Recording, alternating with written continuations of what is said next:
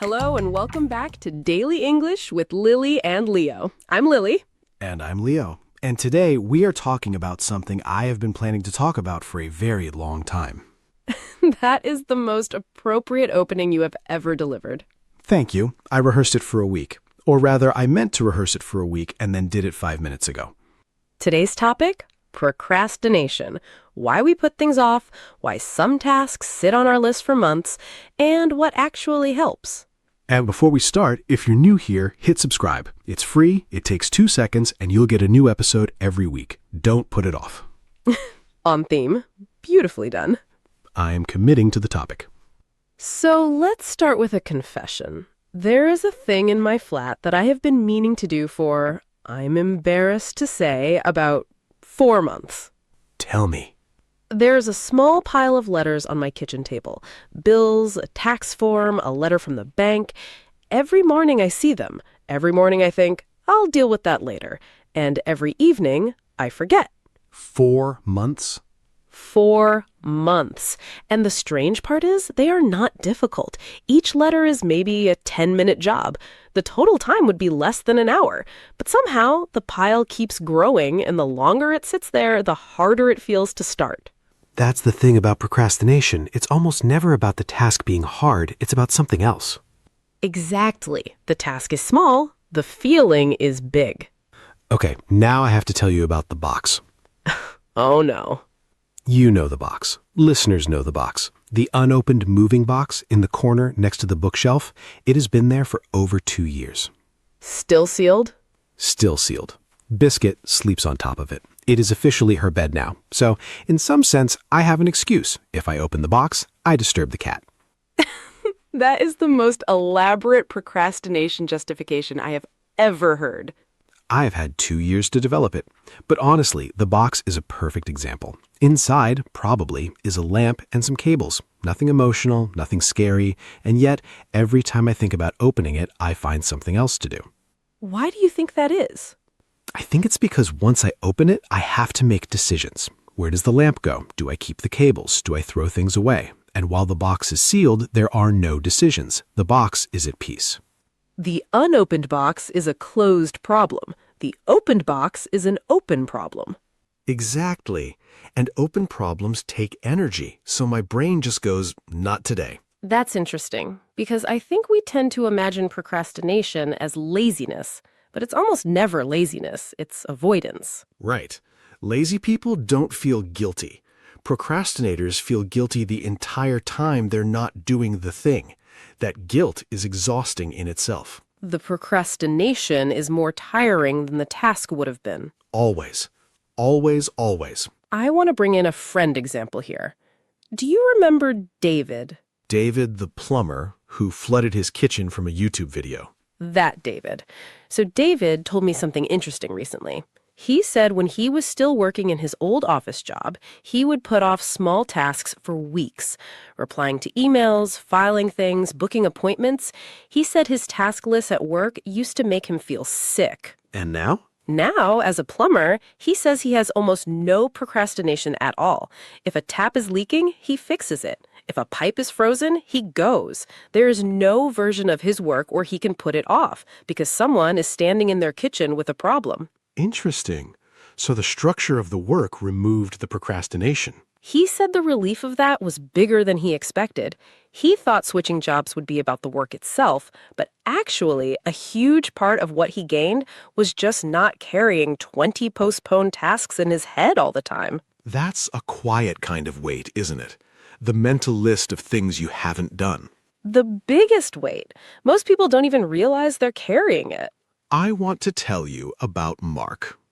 What has he done now? Mark called me last week, very proud, to announce that he had finally bought the bookshelf he has been planning to buy for 9 months. 9 months? 9 months. And the reason it took 9 months, and you will appreciate this, is that he made a comparison spreadsheet of 47 different bookshelves. 47? Width, depth, weight capacity, number of shelves, material, customer review average, delivery time, return policy. 8 columns.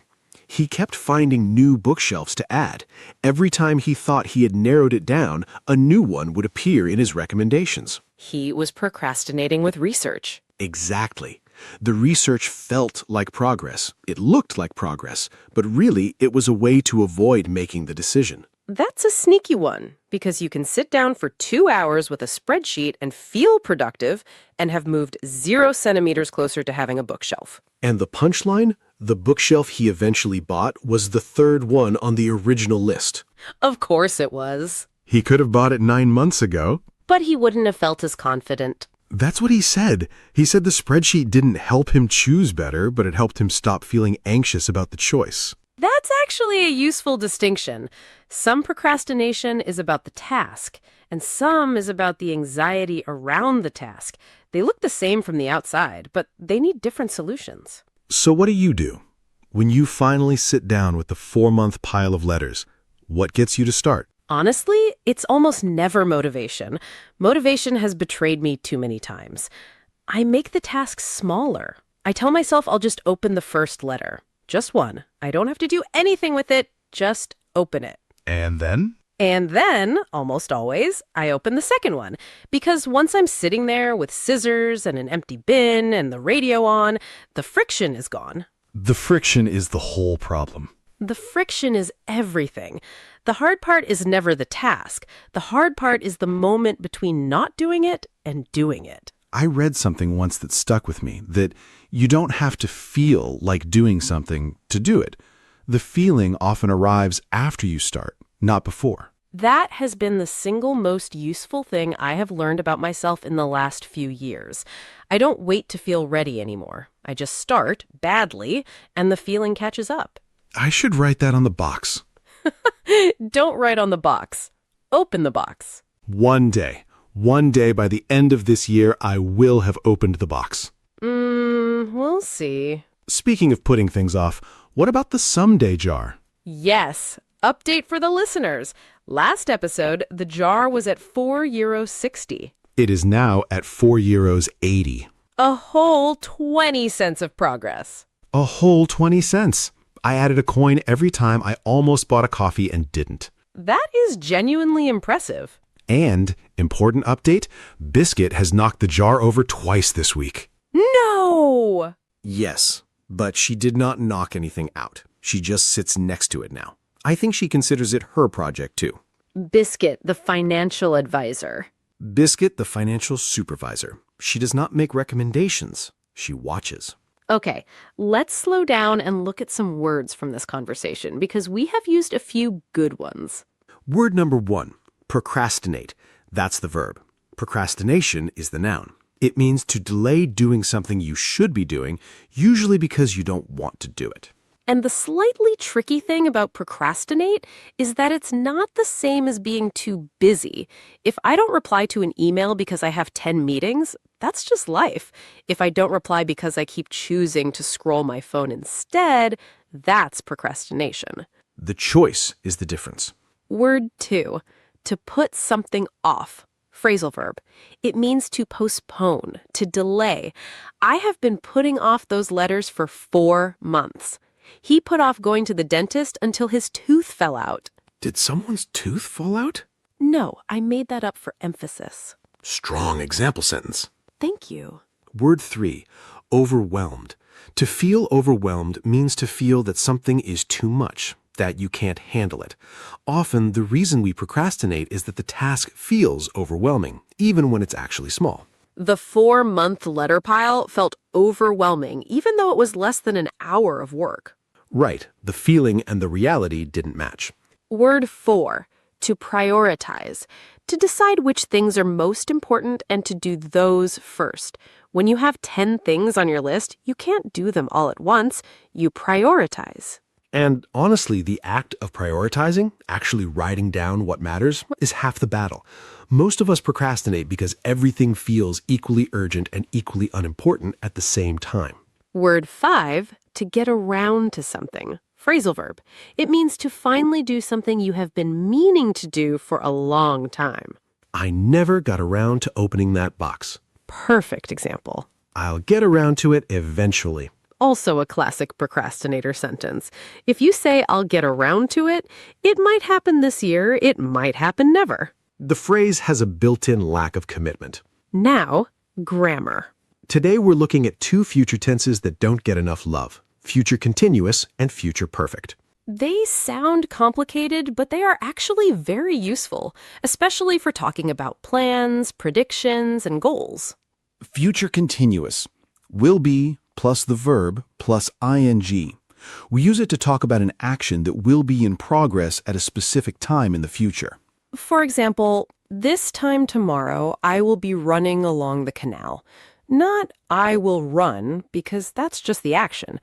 I will be running means I'll be in the middle of doing it. Or, this time next week, I will be sitting on a beach. Are you going to a beach? Sadly, no, but it's a beautiful sentence. It is. Future continuous is also useful for polite questions. Will you be using the kitchen this evening? Sounds softer than, are you using the kitchen? It implies the action is already part of someone's plan, which makes the question feel less direct. Now, future perfect. This is the one for completion. Will have plus the past participle.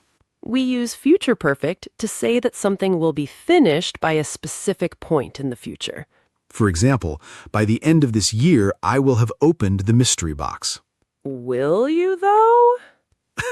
By the end of this year, I will have planned to open the mystery box. That's a much more honest sentence. By the time we finish this episode, we will have used at least 10 of today's vocabulary words. By next month, I will have replied to those letters. That is a goal I am setting on the podcast in front of witnesses. The accountability is real. The key thing to notice with future perfect, the time reference looks forward, but the action is finished before that point. By the end of next week, finished. By the time you arrive, finished. And future continuous, at the time, in progress. By the time you arrive, I will be cooking. By the time you arrive, I will have cooked. Different meaning. First one, when you walk in, the food is on the stove. Second one, when you walk in, the food is on the table. That's a perfect example. Let's try a quick mini exchange. You go. Okay. By next year, I will have lived in this flat for 10 years. And this time next year, I will be training for my second half marathon. Nice. By the end of the month, I will have written 4 articles. By Sunday, I will be eating my mom's cake. Christmas dishes are non-negotiable. Lovely. By next episode, the mystery box will still be sealed. That's not future perfect. That's a prophecy. A confident prophecy. Okay. Motivation moment. Yes. So, procrastination is one of those things that feels like a personal failure. But really, every single person on the planet does it. Every artist, every doctor, every politician, every parent. There is no human alive who is not putting something off right now. It's universal. So if you're carrying a long list of postponed things, you're not broken. You're a person. And the thing that breaks the cycle, in my experience, is never a giant burst of motivation. It's a small, slightly embarrassing first step. Open one letter, send one email, write one sentence, do one push-up. The trick is to make the start so small that resisting it feels ridiculous. And then momentum carries you. Not always, but often enough. And this is exactly what we mean when we say 1% every day. 1% every day. Not a transformation, not a system, just one tiny thing. 1 letter from the pile, 1 coin in the jar, 1 sentence written, 1 walk taken. Over weeks, those add up to something you genuinely did not believe you were capable of. And that brings us to the end of today's episode. Quick recap. Procrastination, put off, overwhelmed, prioritize, get around to, future continuous and future perfect, and the gentle reminder that the start is the hardest part and almost always smaller than the build-up around it. If you enjoyed this one, please subscribe. It really does help us keep going. And drop a comment with one thing you have been putting off. Just one. Naming it is half the battle. And use today's grammar. Tell us what you will have done by this time next year, or what you will be doing this time tomorrow. We read every single comment. Oh, one final thing. We have to settle this. Don't. Cold pizza. Morning. Cup of tea on the side. The most underrated breakfast in the world. Pizza is dinner food. It is a hot, communal evening experience. Cold pizza in the morning is a tragedy that has been normalized. A tragedy? A small, cheesy tragedy. Listeners, you decide. Tell us in the comments. Until next time, keep going, keep showing up, and don't put off the small things. 1% every day. 1% every day. Bye. Bye.